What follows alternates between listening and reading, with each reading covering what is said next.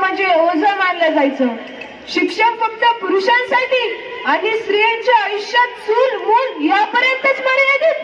पण इतिहासात अंधार कितीही दाट असला, प्रकाशाची एक किरण नक्कीच जन्म घेतो, नक्कीच जन्म घेतो, नक्कीच जन्म घेतो.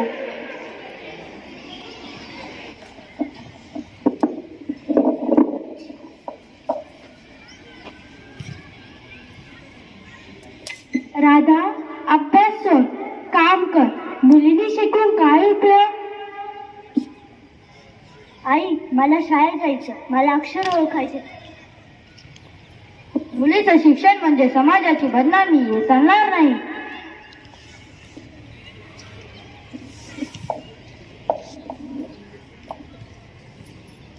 अहो, मुलीचं शिक्षण म्हणजे समाजात बदनामी नाही, तर समाजाची प्रगती होते. तुम्ही कोण? आमच्या रूढी मोडायला आला आहात का? हो, अन्यायाची रूढी मोडायला आला आहोत. ही मुलगी तुमची लेक आहे, पण शिक्षणानंतर ती संपूर्ण समाजाची शक्ती बनेल. सावित्रीबाई, तुम्ही धर्म बुडवित्या, मुलींना शिकून समाज बिघडवित्या. बंद करा, बंद करा, मुलींचं शिक्षण बंद करा, बंद करा, बंद करा, मुलींचं शिक्षण बंद करा, बंद करा, बंद करा, मुलींचं शिक्षण बंद करा. इकडे बघायचं मुलांकडे.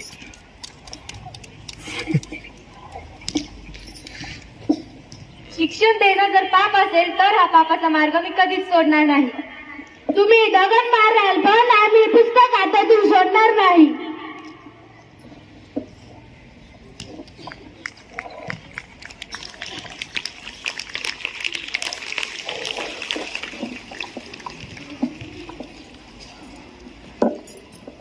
मला माझं नाव पहिल्यांदा लिहिता आलं. मी राधा, माझं स्वप्न आहे शिक्षिका बनायचं. मी गंगा, माझे स्वप्न आहे वकील बनायचं. मी सिंधू, माझं स्वप्न आहे इंजिनियर बनायचं. मी गोदावरी, माझं स्वप्न आहे डॉक्टर बनायचं. त्या कोण आहे? तुम्ही फक्त विद्यार्थिनी नाहीत, तुम्ही आहात सावित्रीच्या लेकी. काळ बदलला, पण लढा अजूनही संपलेला नाही.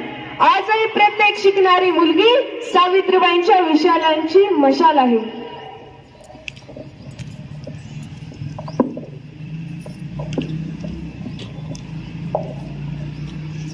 इयत्ता 6वी ब चे वर्ग शिक्षक श्री अंकस यांच्या लेखीतून साकारलेली एक छोटीशी कविता आम्ही सर्व विद्यार्थ्यांनी सादर